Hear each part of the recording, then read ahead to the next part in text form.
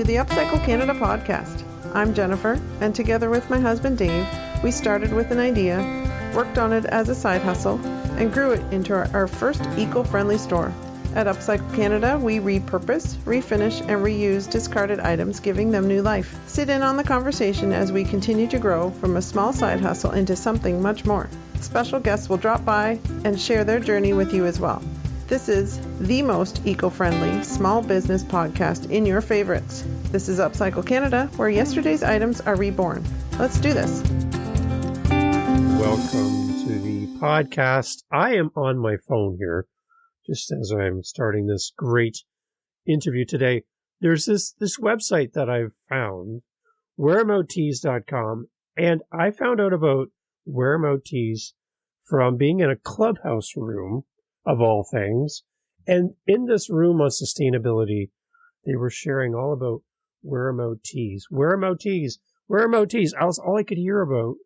And I'm like, I'm going to reach out and see if I could have the founder and creator of Wear 'em Out Tees on the podcast. And guess what? They said yes. Welcome to the podcast. Camille, how are you? So happy to have you here.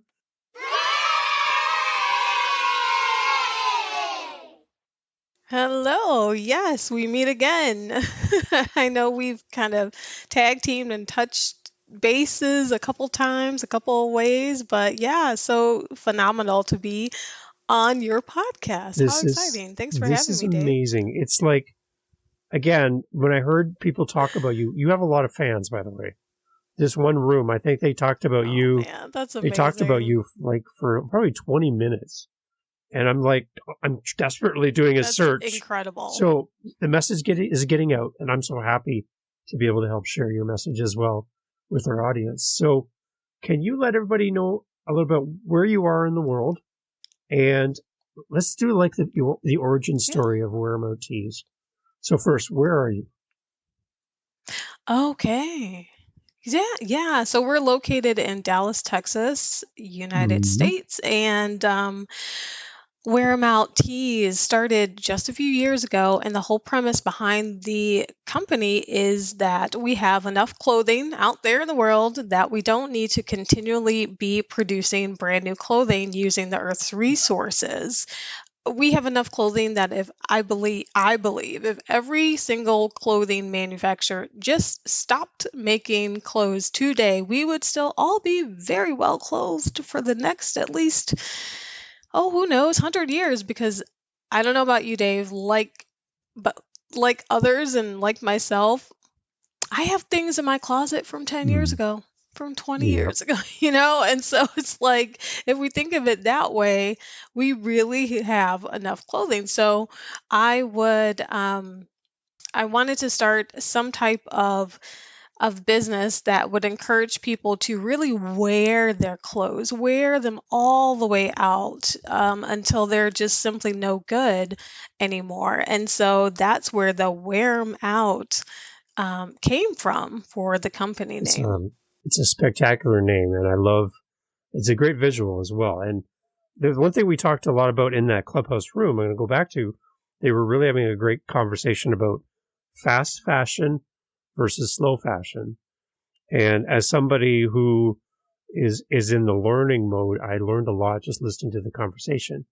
But can you kind of fill in our audience about the difference between fast fashion and slow fashion so that we're all on the same page as we begin talking today? Yeah, sure. So fast fashion companies, we know them, we recognize them, they are very popular. They consider the seasons to be 52 seasons a year. We all know the seasons to be spring, winter, summer, fall, 4 seasons. But in the world of fast fashion, it's 52, meaning they produce clothing, new collections and new lines of clothes every week of the year, 52 weeks of the year. New collections are produced and distributed throughout the world.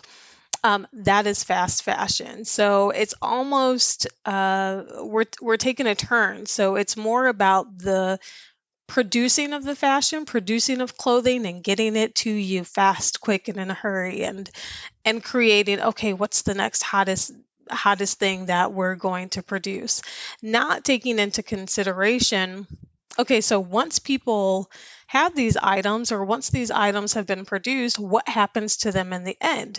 And you and I both know a little bit about this. Well, what do people do when Mm. they no longer want to wear their clothes or they're worn out? So a lot of times they end up just throwing them away, or they think, oh, well, I'll donate this, or oh, I don't know what to do with this. So what do we do with it? And so that's the big question. Is fast fashion is, producing clothes at a way faster speed than our earth can handle, and it being linear. So the difference is fast fashion is very linear. An idea is made, it's created, fabric is sourced, it's sewn, it gets produced, it goes to the stores, we shop for it, we buy it, and then whatever's left in the racks, it just goes either to a thrift store, and then after the thrift store, one of the major places it goes is to a landfill. It's a circular, it's a linear kind of direction. But with circular fashion, um, there is an opportunity to recreate something that's already been created, to reuse and repurpose and imagine something that's already out there and be created and have been created. So um, when I started the business, I knew that, well, I can't put a band-aid over fast fashion. The giants out there are Yeah. way too big. They have way too much money, way too much political pull. And what I could do was I can take what has been quote unquote discarded and try to turn them back into the economy so that we keep the longevity going for the garments themselves, for t-shirts specifically. And this isn't your full-time gig, right? You're doing this as a side hustle, is that correct? That's correct. Not my full-time yet. Started it as a, Wow. pre-pandemic business, and thought, okay, how can I put some good into the world? Now, I've been minimalist, I've been sustainable in other areas of my life, but as far as zero waste, there is no such thing. Only because our environment, our government, our society does not provide the opportunity or provide the means for us to be just zero waste. And I know people, they change their diet, and they change, how they recycle, and they change how they purchase and consume things, and all of that's great. And not everyone can do everything, but everyone can do something, and that's our something. Yeah, that's the main point right there. And I think it's overwhelming when you think about how much waste ends up in the landfill, and you're like, there's got to be a better answer to this. So what sparked the idea for you to start this then? Like, was it something that a passion for you for the years, or more recent? Like, how did this begin for you personally? Well, for me, this began quite a long time ago, before I even knew I was going to start a business. Had you asked me if I was going to own my own business 10 years ago, I would have laughed in your face. I would have been like, I don't know, Dave, that sounds like a heck of a lot of work. Like, what? No, not me. Not me. Someone else. Anyone else. Okay. But I used to be a huge fan of watching this TV show we have had in the US. I don't know if you guys have that there. It's called Project Runway. I don't know if you're familiar with it. Yes, we do. It's Yeah. Oh, yeah. okay. Okay, perfect. Yep. So I would watch these contestants have their vision for creating their work, and having models try them on, and them putting these garments together, and all the work that goes into it, and all the time that goes into making this creation of a garment. And see it on the runway, see it hit the stores, and just be like, wow. Well, as a consumer, I used to also work at the mall. Everyone who went to high school or went to uni or college or what have you, Yep. sometimes they worked at the mall or worked fast food. Well, mine was closed. So then, as a person who would work in a retail store, I would see all the branded things come in and get excited, like, oh, it's Christmas Day. But then I also started my journey into thrifting, and I would find clothes there that had the original tags. And I would think, wow. So this particular garment had gone through the whole creation, design, production part of it. It went to retail and then it went to the thrift store. And what a shame, no one purchased it. And so now I know it's going to the landfill. And I thought, well, I can't stop the machine. But wouldn't it be amazing if I could at least become a stopgap and get in between, wedge myself in between there and get at least some plain t-shirts and put some graphic designs on them and get them back out into circulation and back into the economy so I could, elongate their use in the planet. And that's one of the things that we're really excited about as well, too, is what we're trying to do is just extend the life of a product beyond its use. So like for us, we do things with like a piano. So the piano can't be played anymore. It's broken. It's going to be put in a landfill and covered with dirt. Well, what can we salvage from that? The story behind it, the history behind it. The pianos from the early 1900s. What can we do with this? It's a shame to just throw it in a landfill. And I love how you're extending the life of clothing. And, it might not have served its purpose or caught somebody's eye, but now what you're doing with it, you're giving it new life and kind of giving it a second chance. And I think it's brilliant what you've come up with. I thank you, first of all, very much. And I think that anyone like yourself, like myself, and the others that we know who are trying to do something to repurpose and reuse,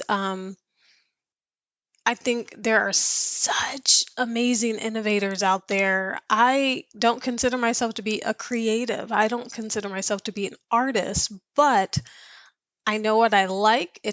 What I like is sustainable. What we like is always sustainable, right? Like, oh, if you could have a position where you would never work a day in your life, what would you do? Well, if you pick that thing that you love, it is completely sustainable. And for me, I love looking at clothes. I love the purpose behind the company, and I love just kind of sticking it to the man and being like, ha, someone did not make a purchase with you, fast fashion company, because they made a purchase with me instead. I love that. Nice. That's, I don't know, maybe my favorite part.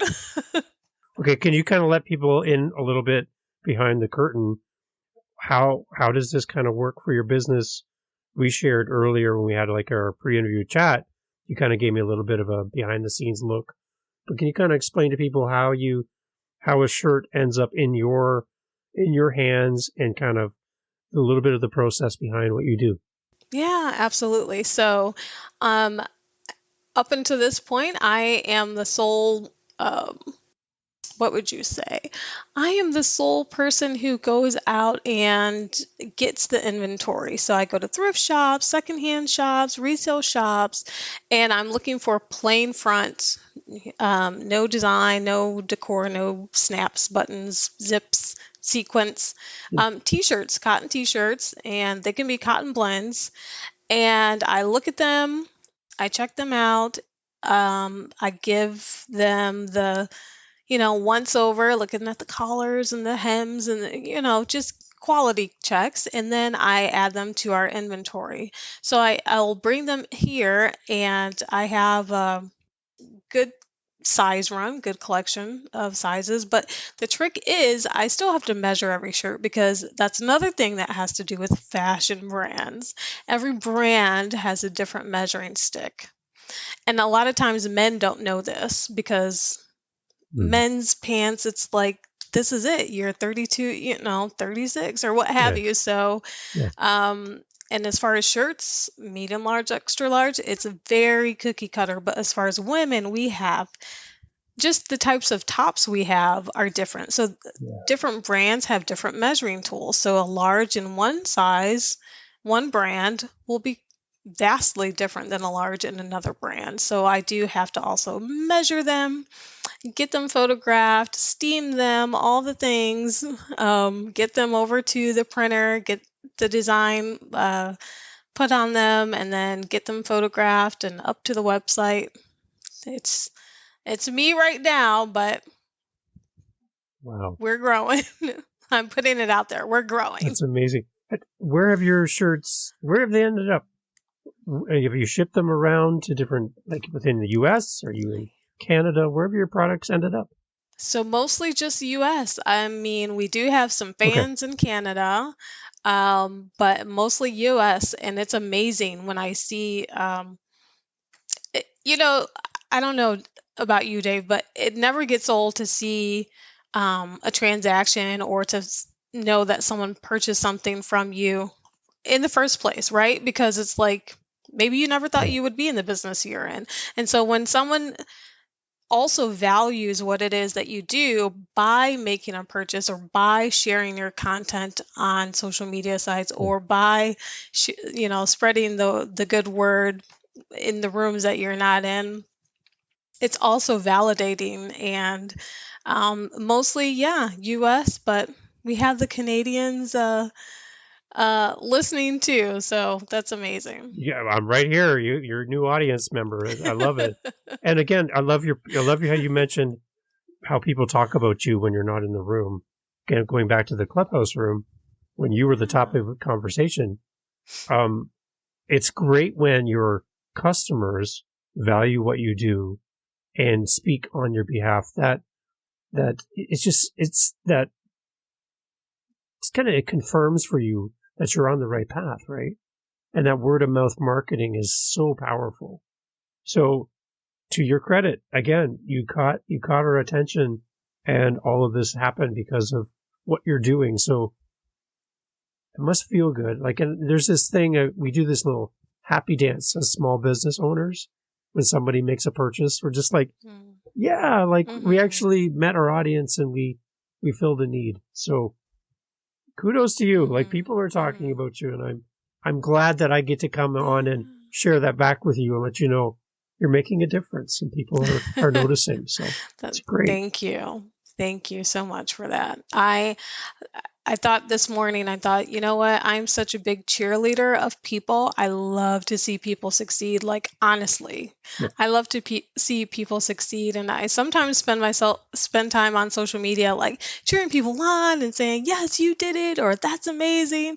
When I'm supposed to be on there going, okay, what am I doing on here? I'm supposed to be doing my own thing. But I just love cheering people on. I believe that there is enough success out there for all of us. Yeah. And you mentioned before we record, you were cheering us on. We had an event this weekend, and you asked how things were, and you caught me off guard. I'm like, wow, you took time to notice. Thank you. Like, you don't just say the words, you demonstrate the words. You did it for us too. So thank you. It's amazing. Okay, so let's talk a little bit on the same team. Right? We're all working together, right? So let's talk a little bit about the amount of natural resources that goes into making a garment. We talked earlier for a t-shirt, and I think I mentioned a pair of jeans. The number I was looking at, to grow the cotton for one pair of jeans, 1,800 gallons of water is required to grow enough cotton to make one pair. One pair. Yeah. That's crazy. And I think we shared numbers for t-shirts. Yeah. So it's about half a pound of cotton for a t-shirt. So for one single t-shirt. However, the amount of water that goes into growing the cotton to then use the cotton, harvest it to make a t-shirt. So there's about 713 gallons of water that goes into every single newly produced t-shirt. That is enough for six people hot tubs. One t-shirt, 2 6-person hot tubs. Okay, wait. Do that one more time. How much water? Do it one more time. Okay. I think people really need to hear it again. Yeah. So it takes 713 gallons of water to produce one brand new t-shirt. which is the equivalent of the amount of water that would take to fill 2 6-person hot tubs. Now imagine when you walk into a store, now that you know this information, once you know, there's no turning back. So when you walk into a store and you just see the rows and the aisles and the racks of t-shirts, just t-shirts, because that's all I deal in, just t-shirts, it can be overwhelming. It can be That overwhelming. is sobering. It's That is very because sobering. you think about how we could be using that water. We could be putting out fires caused by environmental crisis. We could be using it to grow crops and harvest food. We could be using it in, what about technology? If we could use water power instead of some other options. But nope, we're using it so we can look cute while we walk down the I don't know, the runway, or so we can look cute when we go to our class or go to work or lay on the couch, whatever we do. So, but it's not our fault. And I do want to say it's not our fault. It is the complete fault of these fast fashion brands who are producing way too many clothes than are demanded. I don't even want them to go away. If they could just cut, okay, well, there's several parts to this, but let's just say they slash their production, slash a percentage of what they produce. That would help incredibly. And then the other part of it, I guess, too, would be not just the raw materials that go into growing the crops and the process of making the clothes, but also the shipping. So if this is made overseas, for example, just the amount of, the impact to our environment of just getting the product from where it was made to our shelves is another thing on top of everything else that is also included in that. Yeah, absolutely. I don't know if I think very few people pay attention to the tags in their shirts that say made in the US or made in Bangladesh or made in Pakistan or made in wherever it's made. But as for production of clothing goes, a lot of times one country will dominate putting on the zipper. And of course, we're not talking about t-shirts now, but just think about clothing.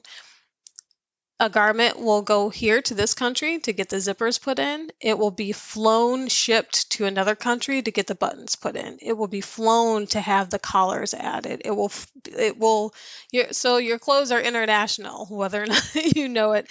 And I don't know what the statistics are specifically, but I heard in a conversation that only a very small percentage of it has to be made in US, made in Canada, in order for the entire garment to be designated as made in Canada, made in the United States. I think the US, it's 7%. 7% of a garment. Well, that's disheartening as well. Oh my gosh. Okay, so we got to get some positive stuff here. Like we were talking about this stuff. Man, I'm getting so down. So you're seeing this. I'm seeing this. Hopefully, people listening to this as well are like checking their garments, going, "Oh my gosh." Let's be part of the solution. So that's why I love what you're doing. Absolutely. What are your plans for this? This is a side hustle. It's an important side hustle. Where's this going to take you? How do you see this growing and expanding? What's in the future for you? Well, let's see. That's a multifaceted question. So, yes, side hustle. However, I do want to get to a place where I can scale, and I understand and I have a vision of how it can scale. But my whole purpose is to give people options and give people alternatives. Hey, if you want to wear a cool, graphic tee, one of a kind shirt, come here. Don't go to the big box store and buy one of their $5 t-shirts. and be like everyone else. Come get something that's unique, something that actually means something, that has a meaning behind just the words on the front of it. That is a good way to be an advocate. So, and as far as the business goes, I have a new design coming out. I'm not sure when the timing is going to work for when this podcast is on the air or when the new design comes out, but we're always working on getting new designs out that actually reflect the brand well. And so that's the thing with working with someone who is considered an artist or a creative. There's an endless supply of art and creativity. So we're going to keep pushing new designs. We're going to keep getting those up on the website. And speaking of which, I want to make sure I offer all of your listeners a chance to get a discount. So Nice. if they are listening to this and they want to visit our website, it's Wear 'em Out Tees, and I'll spell that because it's slang. It's not wear them out, it's wear 'em out. So WearEmoutTees.com.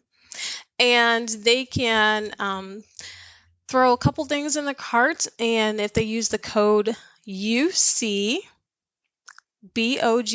half, so Okay. UC BOGO half, they can get buy one get one half off by using Nice. that code.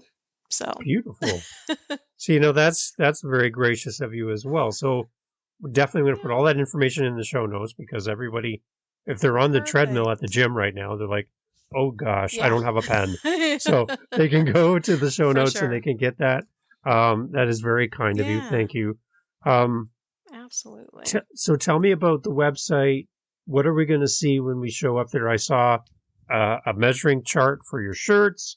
I see some of your For sure. stuff that's there right now. How often are new things coming? Kind of give us a sense of how the website operates as well. So the fun thing is, when you visit the website, there is some information there. And I always say the best way to figure out how to get the best fit, not just from our website, from any website. If you're going to shop on someone else's website, if you're looking for something specific, if you're looking for a t-shirt, take a t-shirt you already have in your closet. Or your drawers, and take it out and take the length measurement, take the width across the armpit to armpit measurement.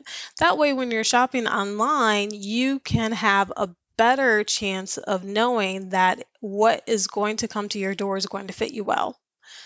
Because I can get into a whole nother conversation about where returns go if you decide to return things. I've seen things.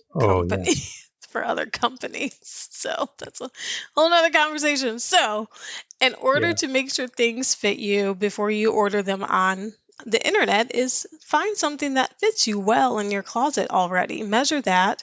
And before you click submit to order things online, every place has the measurements for their garments pretty much. So you can kind of match apples to apples that way.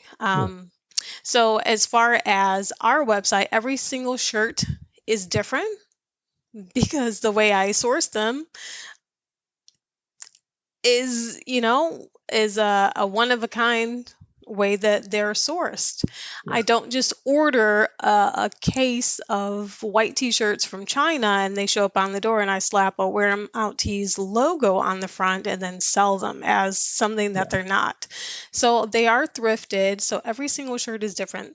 And as far as the graphics, yes, we have some graphics that are the same. We have a lot of graphics that are the same, but the combo of a different shirt, several varieties, and the graphic means that not any two shirts are the same. So that's one of the parts that's also super unique.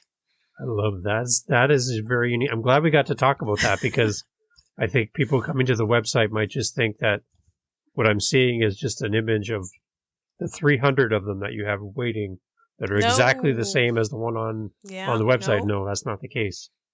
Yeah, so if you're looking for something unique, This is the place you come for something unique, Yeah. right? Yeah. It's that one of Absolutely. one. I love that. One of one. That's it. And honestly, once we print a graphic on the front, we just do a small batch run of it. And then that's it. Once it's gone, it's gone. And then we'll produce a new graphic. So, Okay, so can we talk a little bit just about maybe some things for shoppers, consumers? You touched on a few things already, but the one thing I've heard somebody talk about, we can talk a little bit about this. I know we don't want to go too deep about it, but people who do shop online for clothing, and they say, well, I'm going to get the blue one, the red one, and the green one, and I'll just pick the one I like and send the rest back.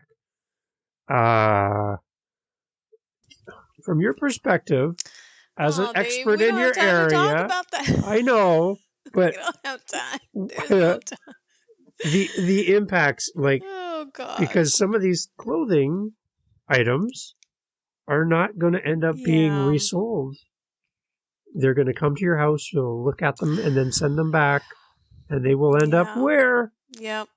Where do they go? Okay. So, Come on. okay. So the long story short Okay. is that the online reseller or online reseller that you typically would purchase things from, they don't have the reverse logistics in place in order to be able to accept returns back to their original location. So there are a few companies that will have some type of reverse fulfillment center that will accept all of the returns that were purchased from the original seller. Now, that is few and far between. Not everyone has that kind of reverse logistics fulfillment set up. So, Yeah. oh gosh, sadly to say, if you return things online, they're not going back to the shelves for someone to purchase. They're likely just going to a place where they'll get burned or going to a landfill. Which also feeds into the problem and why this matters so much to me and why I'm so proud to meet you and stuff, because you were saying, listen, people, let's be part of the solution here. Let's really think about how our dollar Absolutely. and how our spending habits has an impact in the world and in our environment. Yeah. Really does matter on how we shop. Yeah. Absolutely. I remember the first time I learned that fact, and I just had something delivered, I think, from Amazon, and it didn't fit, or it didn't fit the way I thought it would. And I was like, oh, well, what do I do with this now? Well, here's what you can do. You can relist it on a selling platform. Hey, put it on Facebook Marketplace and resell it to someone who will love it and who will wear it. You can gift it to someone in your family or friend. You can swap it. There are swapping events that are happening locally and all over the place that you might not have thought about. So there are things that you can do, but I think number one is being conscientious about the purchases that you make to start with. I feel like we both climbed on top of our soapbox in this podcast, and I'm glad to be up here on this soapbox because it gives us a chance to really talk about this. Is there anything else that you're seeing in this space with fast fashion and slow fashion that maybe something that you're inspired by, that you're seeing change? What you're doing is amazing. Is there something else, somebody else that's inspiring you as well that you look up to? Well, I think that there are lots of people. Like I said, I love being the cheerleader, the ultimate cheerleader. I love cheering people on. There are a lot of people doing great things out there. Not necessarily just upcycling, but there are a lot of brands that are trying to branch out in sustainability. For example, there is one organization that makes gift wrap out of recycled plastic bottles. Huh. Right. Well, that's Envision that. interesting. So So the plastic bottles are recycled and they're broken down into something that is a very soft and stretchy, pliable fabric, and it's called Shiki wrap. And I'll send you that information later. But Yeah, send me the instead of link for that. That's using amazing. paper gift wrap for gifts, that will be used for all of 14 seconds to be wrapped and then be torn into pieces and hit the landfill, hit the trash. It's a way to use fabric that can be wrapped. It's a gift within a gift, and it's amazing. Like I have some of it, but I've just been wearing it because it's so soft and buttery smooth, and I've just been actually just wearing it. Nice. I haven't gifted anything to anyone, but yeah, so Shiki wrap is a good one. I love that's a great one. Well, one thing we like to encourage people at Christmas time or gift giving time is to use the free things that come to your home. It's not as beautiful under the tree. I get it. But if you're going to spend $60 on wrapping paper for 15 minutes, then how about take that $60 and donate that to charity? And then use what comes to your house for free, wrap them up, or don't even wrap them and put them under the tree. I know some people are, but I love wrapping paper. Yes, but what are we doing? What are we really doing? What is the end game to all this? And we can, again, vote with our wallets, vote with our money as to what's really important in life, and take small steps. And it might sometimes feel like the steps we take, like for you, for example, like you're doing amazing stuff, but there might be times where you're like, am I really making a difference? Really? Like, there's so many things happening in the world. Are my shirts really making a difference? And they are, right? Because you're raising awareness. Absolutely. You're making people talk about you in Yep. another room. You're not even there. Like, it's having an impact, right? And that's got to, again, go back to what we talked earlier. It's got to have like a great impact for you, just knowing that what's happening is catching people's attention. And that's all we can really hope for, right? 100%. 100%. And I would just say to anyone who might start to feel overwhelmed, because there's so much out there and there's so many different ways that you can make an impact. Choose your one or two. Choose your three or four. You don't have to choose 1,200. Choose your one or two and say, instead of buying this, I'm going to do this. Or instead of, the swaps are important. And for anyone who's ever tried to change their diet or stop smoking or stop drinking or just change any type of habit, the swap to choose one thing over the other does make a difference. So I would say with that, choose to stop financially supporting fast fashion brands and find clothes elsewhere. Thrift, Facebook, swap with friends, buy a Wear 'em Out Tees shirt. Of course, buy Wear 'em Out tees. Yes. Do they know you? Do they know you at the thrift shop? Like when you walk in, they're like, "Oh, Yeah, there she is again. yeah. Gonna buy all our shirts." Like, are you getting a name in your definitely community? called the T-shirt lady. So, yeah. Oh gosh. But you wear it Yes, proud, right? You wear the shirt. You wear the title proud, yeah. right? Because you're making a Yeah. difference. And I heard that's in one of exciting. your previous Amazing. podcasts, Okay, you talked so about the people who may find you strange or odd or like how are you doing this or why would you choose to do this and this makes no sense to them, but it's as clear as a bell ring for you. Here's why we're doing this. This is why it's important. This is why the people who get it will get it. And it will be a no-brainer to them. It may not be for you, but it's for the people who get it. And so all of your listeners, they get it. And you made my heart happy hearing you say that you've heard that on our podcast. That makes me feel great as well. So that's it. If we can share that message, share that message with our audience, introduce them to amazing people doing great things in the world, like yourself, Wear 'em Out tees. I'm a big fan. Yeah. And again, thank you so much for offering that special for our listeners as well. And again, we'll put that all in the show notes, but that is so kind of you. And I hope that we can generate great interest and great traction for you. Let's leave off with everybody. What is one tip for anybody who's thinking about starting a side hustle? They want to do this. They want to create something. Yes. And you have this floor. You have the soapbox. Yes. How do we start? What is some words of advice for someone looking to start something on the side? Oh, I was hoping you would leave a little time for me to say. I would say that, kind of piggybacking off of the people who get it, you have to find something that you love, which will be sustainable. Because when the days are dark and no transactions are made, no sales are made, you have to keep your eye on that north light, that north star. So, number one tip, your family, your friends, don't expect them to support you in any sort of way, because those people who know you as you currently are not necessarily the people who are going to join you on the journey of where you're going. Wow. And it's going to be difficult.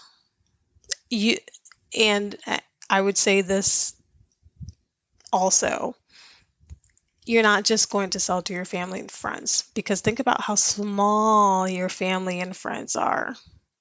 And if those are the only people supporting you, you'll never grow. So just move them over to the side. Let them cheer you on, but know that your customers are out there and not within your own family. And turn those customers into family. Yes. Right. And by doing that, you grow your family and you grow your community around what you do. That's right. And I think that's the secret right there. You got it. It's amazing. Wear them out tees, everyone. Everyone has to go buy a t-shirt. Yes. Okay? And get I don't one care. half I don't off. care if you're at the gym right now. I don't care if you're at the gym, you're in your car, pull over, get out, click on the link, go buy a shirt. Just do it, because we want to support this amazing company and make a difference. Let's send a message to fast fashion and say, hey, I've had enough. Yeah. I know where I'm going to support. Yeah. I know where I'm going to give my money. Yeah. It's going to be Wear 'em Out tees. So that's what it's going to be. Graphic tees. Yep. Thank you so much. You're okay with that? I'm okay with that. I love sticking it to the big boxes. I love it. There you go. There you go. We've now found our new place to shop for all of our gift giving right here. Thank you so much for being part of the podcast. Thank you so much for having me. We wish you well. Don't give up. Don't stop. Yes, definitely not. Same to you. Wear it proud, because you're doing an amazing job. Thank you. Thank you so much, Dave. All right. Camille, everyone from Wear 'em Out Tees, head over there now and purchase and support a great creator. Thank you so much. This has been the Upcycle Canada podcast. Thanks for listening today. We appreciate your feedback and would love to connect with you. Email your questions, comments, or suggestions to upcyclecanadapodcast@gmail.com. To find out more about our business and access links to all our social media sites, podcast notes, and more, please visit upcyclecanada.ca. A review of this episode on the podcast app of your choice is always appreciated. Please help us build this community by sharing our podcast with your family and friends. Our thanks to Jacob Moon for the instrumental backing track used in this podcast. Please visit jacobmoon.com for more on this talented Canadian artist. Join us again for more great topics, ideas, and practical steps to help you in your daily life. Thank you for listening. Let's keep this conversation going.